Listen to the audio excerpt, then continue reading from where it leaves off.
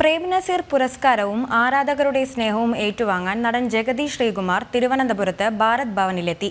മേലെപ്പറമ്പിൽ ആൺവീട് എന്ന ചിത്രത്തിലെ ഹാസ്യ സീനിന്റെ ചിത്രീകരണം സംവിധായകൻ രാജസേനൻ ചടങ്ങിൽ വിവരിച്ച് ജഗതി ശ്രീകുമാറിനെയും കാണികളെയും ഏറെ ചിരിപ്പിച്ചു.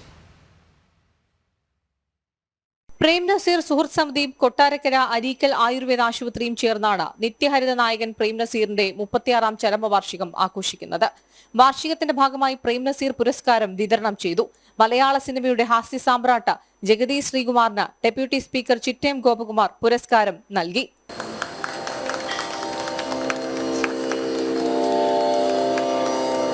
മേലെപ്പറമ്പിൽ ആൺവീട് എന്ന ചിത്രത്തിലെ ഹാസ്യ സീനിന്റെ ചിത്രീകരണം ചടങ്ങിൽ സംവിധായകൻ രാജശേഖരൻ വിവരിച്ചത് ജഗതി ശ്രീകുമാറിനെയും കാണികളെയും ഏറെ ചിരിപ്പിച്ചു.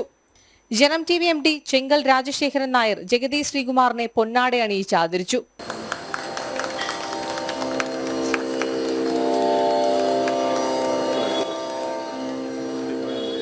മലയാളത്തിന്റെ എക്കാലത്തെയും മികച്ച നടന്റെ 73ാം പിറന്നാളും ചടങ്ങിൽ ആഘോഷിച്ചു. ചലച്ചിത്ര അക്കാദമി ചെയർമാൻ പ്രേംകുമാർ, നടൻ മധുപാൽ, ബാലു കിരിയത്ത് തുടങ്ങിയവർ പങ്കെടുത്തു. ജനം, തിരുവനന്തപുരം.